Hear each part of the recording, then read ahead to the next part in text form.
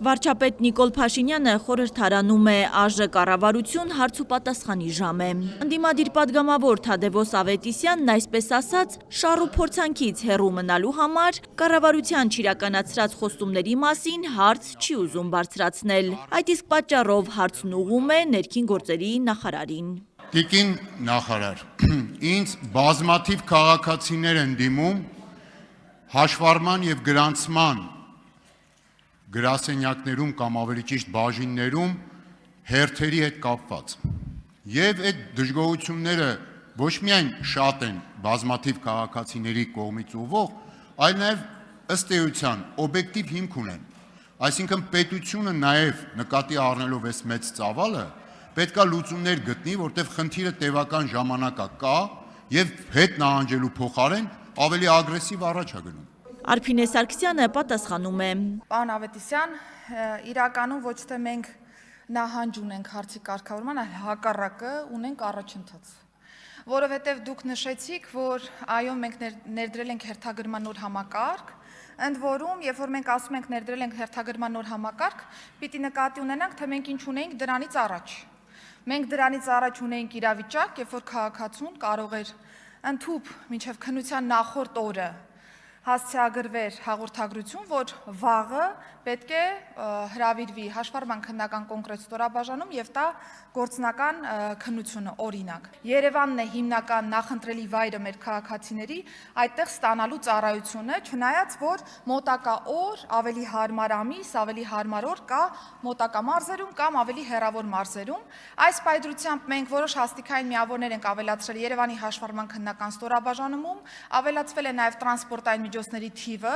որոնցով որ գործնական քննություններն են ըստ էության սպասարկվում։ Պատգամավոր Զարուհի Բաթոյանի հարցը վերաբերում է Զայեդ մրցանակին, ինչին վարչապետն արժանացել էր վերջերս։ Արդյունքները վերագրում են նախընտրական շրջանին եւ նշում են, որ դա պարզապես նախընտրական քարոզարշավի մաս է կազմում։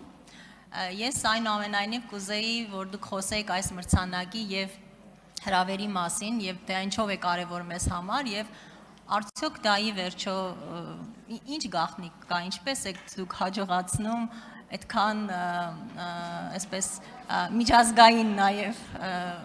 մակարդակում նպաստել նախընտրական քարոզարշավին։ Հայաստանի Հանրապետության քաղաքացի չհանդիսացող անձինք իրավունք չունեն մասնակցել Հայաստանում նախընտրական կառավարության եւ ընդհանրապես քաղաքական կյանքին։ Եվ հետևաբար այն ինչ դուք նկարագրում եք մեր միջազգային հարաբերությունների օրակարգին է վերաբերվում եւ իհարկե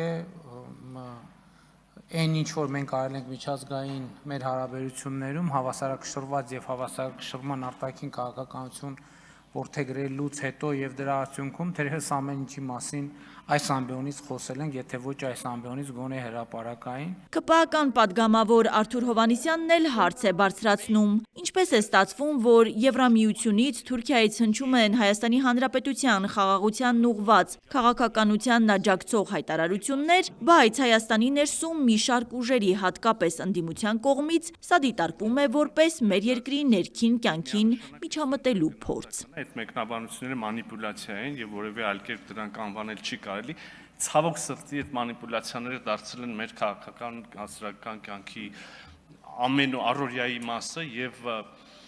ես առնվազն կանխատեսել կարող եմ, որ առաջիկա 5-6 ամիսներին շարունակելու են լինել այդ կյանքի մասը, եթե ոչ ավելի են աճելու։ Հիմա մասնավոր դեպքերի մասին երկու, գիտեք, ճաշակի հարցը իրականում Եվրոպական միության բարձր ներկայացուցիչը աջակցությունը հայտնել Հայաստանում ժողովրդավարական գործընթացներին, ժողովրդավարական ընտրություններին եւ Թուրքիայի արտաքին գործերի նախարարը ես սովորաբար չեմ ուզում մեկնաբանեմ որևէ երկրի արտաքին գործերի նախարարների դիրքորոշումները, քննարկել կարող եմ մեկնաբանելը չգիտեմ ինչքան ա տեղին, բայց այդ հայտարարությունը կոնկրետ աջակցություն էր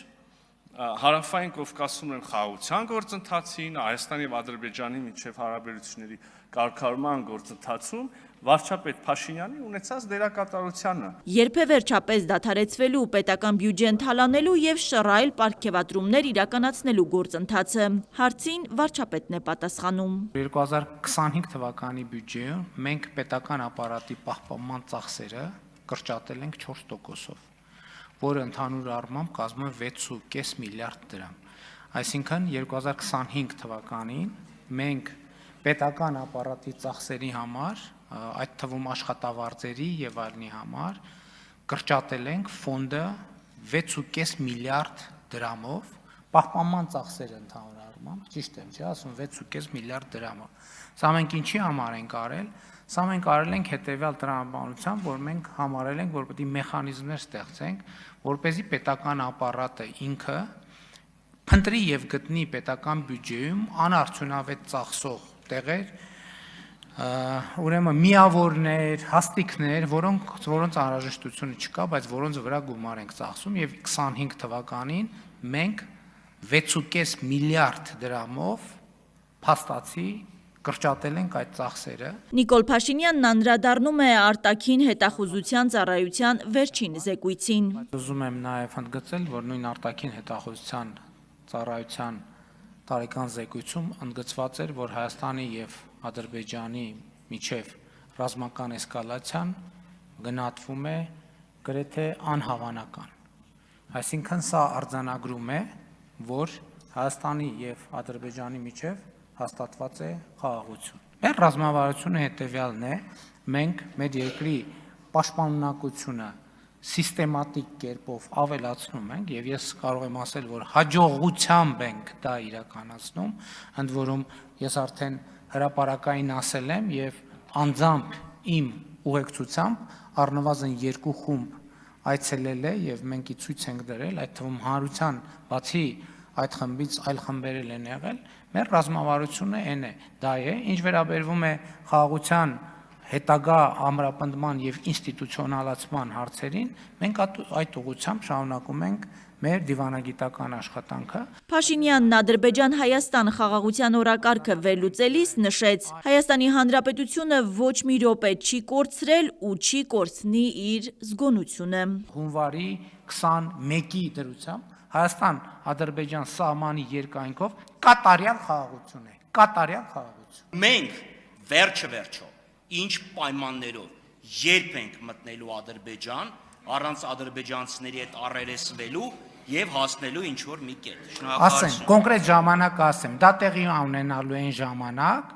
երբ որ երկաթգիծը պատրաստ լինի, այն երկաթգիծը, որ ձեր խմբակցության ղեկավարը եւ ձեր քաղաքական առաջնորդը իրար հետ քանդե ծախել են, այդ երկաթգիծը, երբ որ պատրաստվի,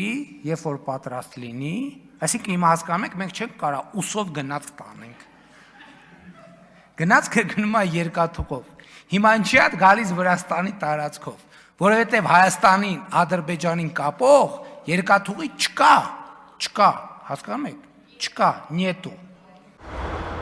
Հասմիկ Վահրադյան, Անմալուր։